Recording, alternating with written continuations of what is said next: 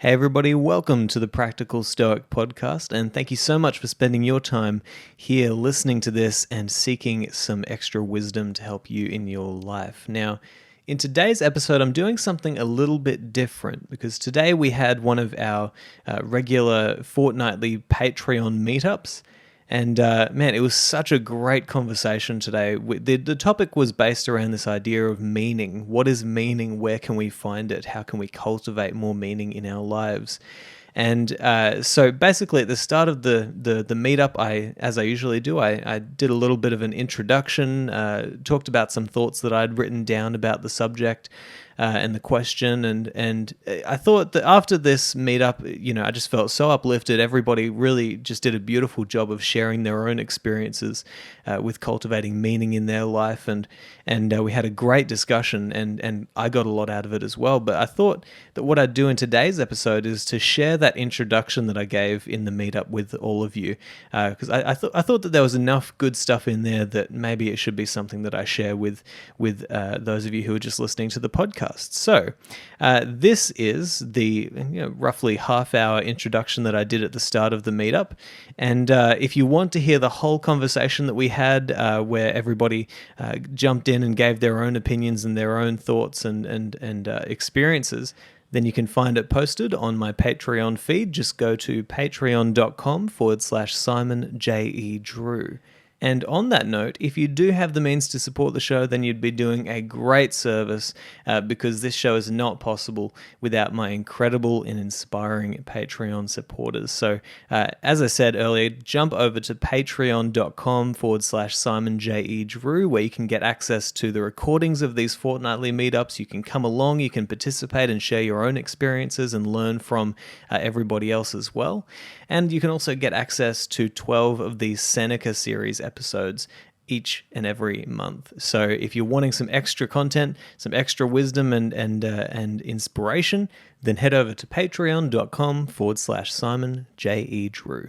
Now, without any further ado, I present to you the introduction to our meetup this morning on the topic of meaning and where to find it. So yeah, I'm pretty excited about this conversation today, hey, because this is one of the most important conversations that we could engage in, right? What is meaning? Where is it to be found? How can we cultivate meaning in our lives? Some of the wisest people who have ever lived wrestled with this exact question, right? What is that thing that sustains life, you might say? And it's a question that, in a sense, it's such a deep question that we're all highly unqualified to be wrestling with it. But in another sense, you could say that because we are human and we know how we feel and we can observe how we feel in various situations in our lives, we're all exactly qualified to deal with this question of what is meaning and where does it come from and how does it, I guess, to use the cheesiest term possible, how does it manifest itself in our lives? And I've been thinking about this a lot over the past year and a half, especially in my life. Especially as I started to take on greater responsibilities within my coaching practice, this question kept on popping up over and over again, because if there's anything that it is my job to do, whether it is on the podcast or whether it is with my coaching, it's to facilitate places where people can engage with that question of what is meaningful to you and how can you move closer towards more experiences in your life that feel and look a little bit more like meaning, because it truly is the thing that sustains us in our life. And so I guess I wrote down a few notes and I wanted to go through them before we jump into the conversation. And then, when I get you all in, I'd like you to think about, what are the times in your life when you feel something resembling meaning? What are the times that sustain you? And to think about this, I've written down a few questions, or not necessarily questions, but this is what meaning kind of feels like to me. And you might use this as a gauge to think about it in your own life. Um, and I guess one thing that I should probably start by saying is that, okay, why would we even talk about, meaning? Why would we even be considering this question? And I think that the answer to that is because if you know what it looks like, then you can kind of trace the steps back to see where it came from and how you might enable or open the door for more of that feeling in your life. To the Stoics, for example, this was, I guess you could call it eudaimonia. That's the word that they used for this feeling of meaning. It's a flourishing life. It's this feeling where things are, you might say, things are coming together for you in a harmonious way. And that's one of the reasons why I think that the analogy of music is so important, right? Because music is something that all of us can relate to on some level in a deep way, right? All of us can relate to the fact that music is something that brings deep meaning to us, right? You listen to music that is that speaks to your nature as a human. And Jordan Peterson made this great point, right, about punk rockers. He said that punk rockers are these strange people in society who they play this music that is all about nihilism and, the world sucks and, all this rough kind of music and just being down on life and that sort of stuff. But they're like some of the most religious people around, because you look at them while they're playing this music and you look at the people who listen to this music and the trance that they get into while they're engaging with this music. And it's like, it's a religious experience. They experience deep, deep, deep meaning that they don't know where it comes from, but it's coming from this music, which unleashes this meaningful experience of being fully engaged with something. And so music on one level, we can all agree that it brings us together into that harmonious state where you experience this feeling of flourishing almost in your soul, right? And if you ever come across somebody who says that they hate music and they never listen to it, you think that's not even a human. like how is that possible, right? That you don't get some sort of sense of meaning from music. And one of the reasons I think that is that the music is a good representation of meaning is because it's layers upon layers upon layers of things that fit beautifully together that create an experience of unity and harmony. There's a reason we associate the term harmony with music, right? Because it's a coming together of multiple elements that on their own would seem rather insignificant, and yet when they come together, there's a beautiful flourishing of harmony there. I didn't even write those notes down there, so that's just something that I just wanted to kind of dive into as an extra narrative to use as you're identifying meaning in your life, is the times when things are coming together in a harmonious way for you. But a few of the other ways that I kind of wrote down that I think that meaning feels like, it feels like the moments when you lose track of time, when you're so deeply engaged in something that the clock doesn't even matter to you, food doesn't even matter to you, everything in the periphery just drops away and you are fully engaged in this thing. It feels like being at the right place in the right time, doing the right thing in the right mindset. That's a flourishing state if ever there was one, right? That's also in a way the conceptualization of the Stoic sage, or just the sage in general. It's the person who, no matter what they do, it's going to be the right thing in the right place at the right time with the right mindset, meaning, the mindset being the most important thing, meaning it's not even a question to them whether or not they should do this thing. It's the right thing to do, and they naturally flow into it. Another way you could put it is, I thought about this a while ago, and it really kind of changed my life to consider this idea. And it's not a new one. It's one that's given to us by many, many cultures, religions, and philosophies. this idea that everything is energy, and everything is a source of energy, right? And you can do things in your life that give you energy, that uplift you, that strengthen you, that push you forward, that give you this deep burning energy within you. And it's like when you do more of those things, you're able to do even more things, right? It's like when you play those games, you get invited to play even more games because you have so much energy as a result of the intrinsic value that comes from that. But then we also know that there are relationships or people or things that we do or bad habits that drain that energy as well, and I think that people is talking about this in terms of people is a good idea because we can all identify with one of the reasons why we're all here today, hopefully, is because we experience a greater sense of energy after we have had these kinds of conversations. We get together, we talk about things that are meaningful, and then afterwards we have more energy to face our life forthrightly, courageously, and with strength and purpose. But we can all identify with the fact that there are people in our lives maybe who we would rather not be around, because every time you're around that person, they're complaining, or there's always something wrong, or they're down on life, or and I'm not saying that people don't have hard lives, but there are people who drain that energy from you, right, just in their presence, which also speaks to the fact that there's such a strange connection between human beings, where even if you don't touch somebody, you can be affected by them and your energy can be drained as a result of being around them, right?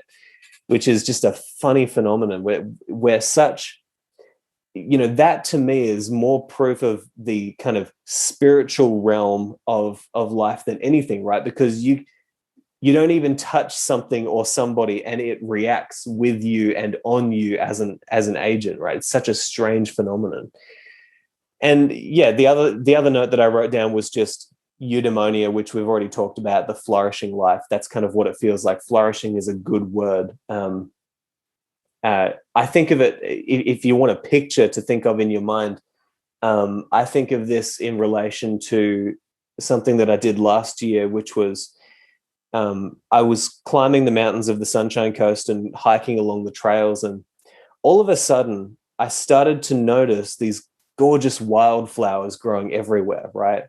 And it was the first time in my life that I'd noticed them. Now, I had been on those mountains and on those trails so many times before in my life, but all of a sudden I finally actually paid attention and saw that there were all these gorgeous wildflowers blooming everywhere. It was exquisite. And there's a lot of photos on my website if you want to see them. But I thought, maybe one of the reasons why we love a bouquet of flowers, right? Or to see a gorgeous like set of flowers in nature or something flourishing like that, is because it does represent flourishing. It's just this outburst of beauty, extravagant beauty that makes you pause and focus on the finer details. And I saw these bouquets of flowers growing everywhere in these hills, and I just thought, man, that if that isn't a picture of what I want my life to be like, right?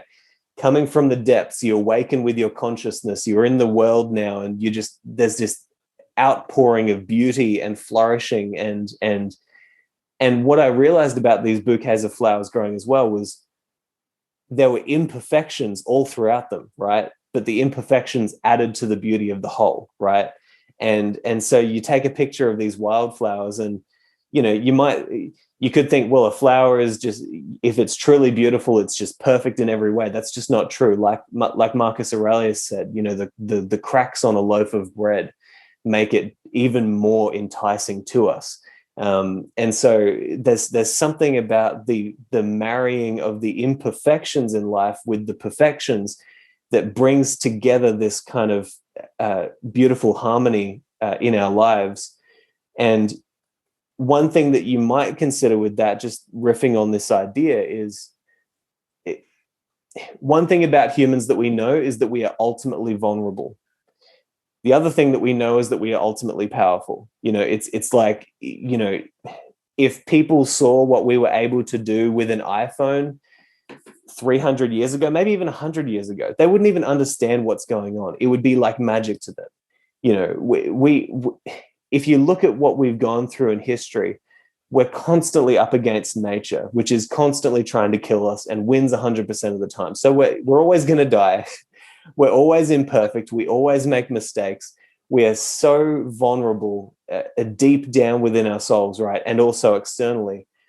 But also look at what we can do. And so it seems like meaning is also something that comes from the merging of the vulnerability of humanity as well as the power of humanity.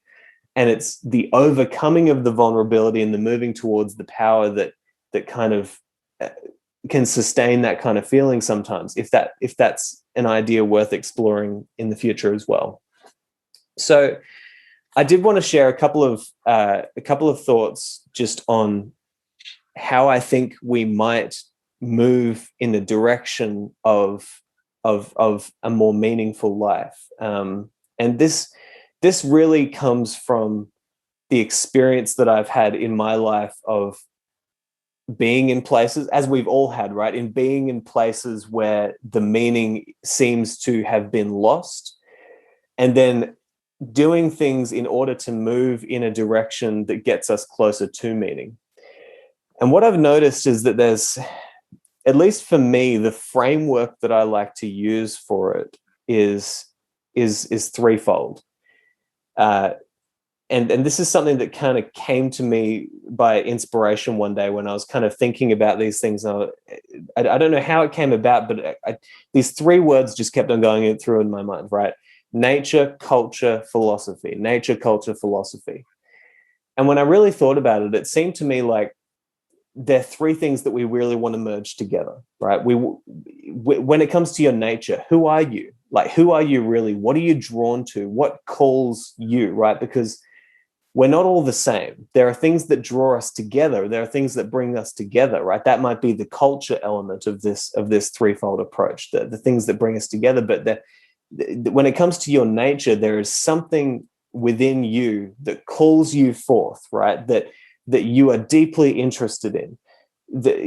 Everybody has something that they're drawn to, right? And if they don't feel like they have, maybe it's because they haven't quite looked deep enough within themselves or been honest enough with themselves to say, well, yeah, maybe that is a thing that I should go towards. And it doesn't have to be a deep burning desire or a call.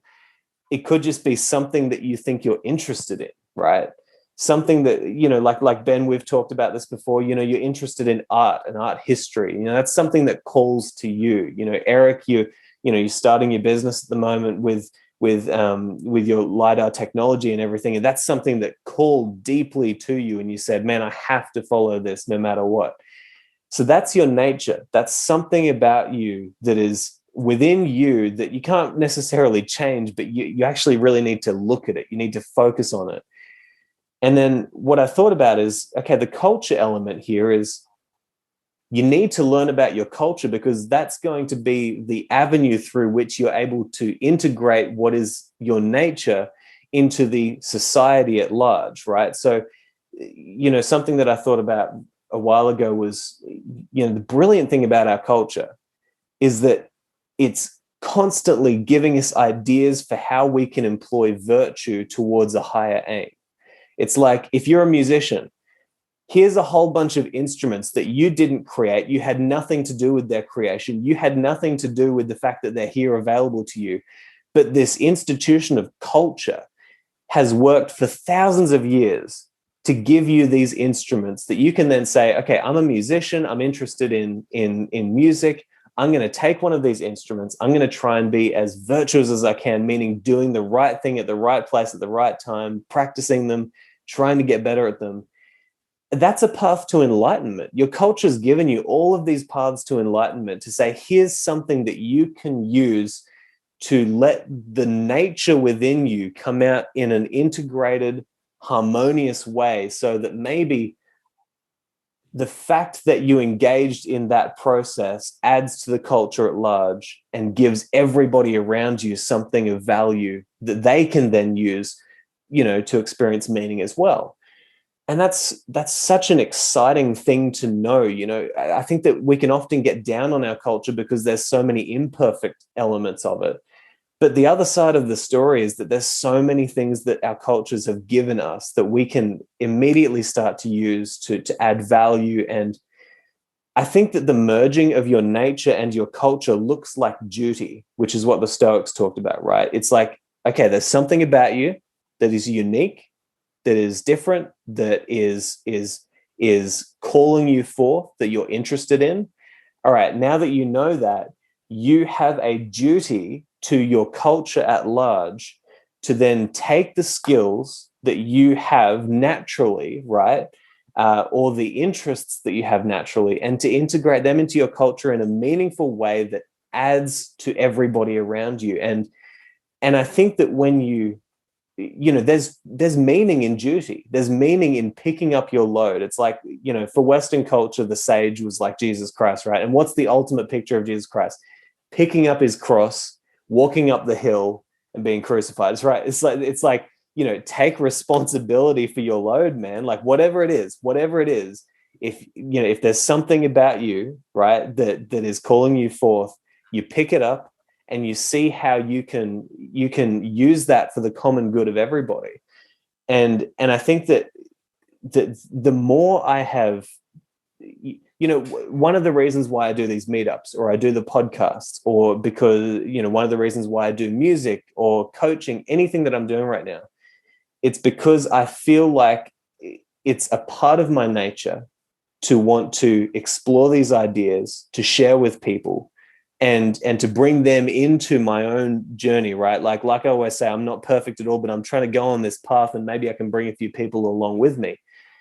The meaning that I get from that, it comes from the merging of my interests, my nature, and the culture that I'm trying to help to develop. And when you merge those two things together, it's duty, it's meaning, it's flourishing. I don't know how else to describe it. But then the other element that I wanted to just bring into it was wisdom and philosophy, which is kind of the thing that's going to fill in the gaps for you, right? Because maybe you can kind of vaguely understand that you've got some interests within you.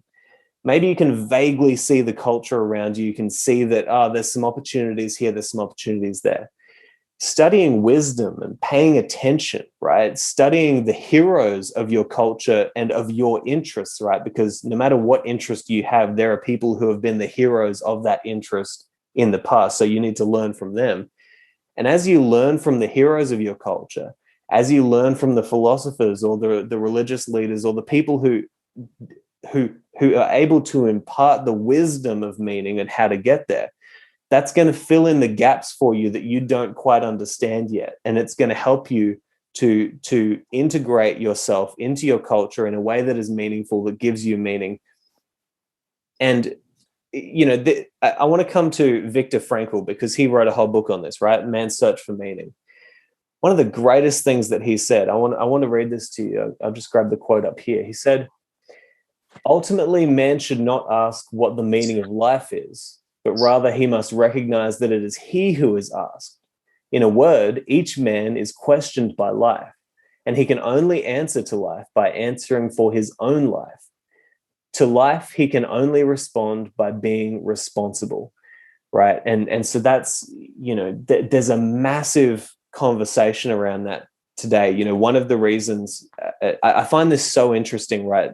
That one of the reasons why Jordan Peterson had such a crazy ascendance, right, to fame in the world, is because his message was purely based around pick up your cross, take responsibility. What's your duty in your society? Responsibility is going to be the thing that leads to great meaning in your life, right? And the final thought that I want to add here is when you're looking at your culture, in Stoicism, we are obviously, we focus a lot on the mob, right? And say, and a lot on the negative side of the mob, right? Okay, like mob rule, mob think, you can really be drawn into the mob, and then you just become like a zombie, right? You're not really thinking, you're kind of just being a part of the crowd. But there's also another side of the mob, which is that, you can generally assume that if millions and millions and millions of people around the world are now and have for thousands of years found meaning in certain things within their culture, then maybe you're going to find the same meaning if you engage in those practices too. You might think of things like marriage, or engaging in religious ritual, or taking care of your family, or there's so many things that we do at large in our culture that if you look at the wisdom from on high, right? If you look down on your culture and you think, what's everybody doing and how do they find meaning? You can find areas where you might not be living quite up to that standard, and where you might say, okay, maybe the mob can actually teach me something here. Maybe I'm doing something wrong because I'm not actually integrating myself into my society in a meaningful way that people have always experienced meaning from, right? So there's a whole bunch of thoughts there for you, but I guess I wanted to open up this discussion by giving you those thoughts of maybe how you might consider I think it's a helpful triad of ideas there. Find your nature, integrate it into your culture, and use wisdom to help you to fill in the gaps there while you're on that path. I think it's been helpful to me to think about that. And if I can share one example before I open it up to discussion, because this is ultimately what I want. I want everybody to share, what have you found meaning in, and why do you think that's the case? Over the last year and a half, I've really been diving into the creative side of myself, because I finally came to realize that that was something that if I didn't awaken that more within myself, I was going to wither away and die. Like Ben, we talked about this on Patreon the other day. Like, one of the quotes that changed my life was when I heard Jordan Peterson say, he was talking, because he's dealt with a lot of creative people in his practice, right? And he said that when creative people don't create things, they just wither away and die. And obviously he doesn't mean that necessarily literally, but in a sense it is literal. Like, I recognized that within myself, and I thought, man, from a young age I was musical. Why am I not doing music right now? That was a natural part of myself. I thought, man, I need to do that. And it was hard for me to dive back into that. But as I did that more and more, I experienced more flourishing in my life, and then I thought, I love to write, but it's difficult. Okay, well, I have to just start. I just have to pick up my pen and start writing. The more I started writing and thinking and being creative in my writing, the more flourishing I experienced. And this is stuff that it's so deeply a part of my nature that you immediately start to recognize, man, if I could figure out my life in such a way that all I get to do each day is the thing that I'm naturally good at, which is, writing, playing music, I've found a natural inclination towards coaching. So I've tried to set myself up in a way that I get to talk to more people in that capacity. I'm telling you, like, the more I have leaned into those directions that are naturally a part of myself, the more meaning and the flourishing I've experienced. And I'm trying to figure out exactly what happened there, because I don't quite know. But this is like the first step for me, figuring it out and sharing it with you guys. Hey everybody, thanks so much for listening to this. I really hope you enjoyed that part of the meetup, and as I said, if you do want to find the rest of that conversation, man, it was such a good conversation. I really enjoyed it, and I learned a lot from everybody else who shared their own experience. So if you want that, then you can head over to patreon.com/Simon J. E. Drew. But other than that, I hope you've really enjoyed this episode, and I'll talk to you next time. Hey there, YouTubers. I just wanted to let you know that if you love this episode and you'd like many more just like it, then you can head to patreon.com/Simon J. E. Drew. There you'll get access to exclusive episodes that haven't been released yet, as well as many other benefits. Also, if you'd like to work one-on-one with me in my coaching practice, then you can head to simonjedrew.com/coaching. Talk to you soon.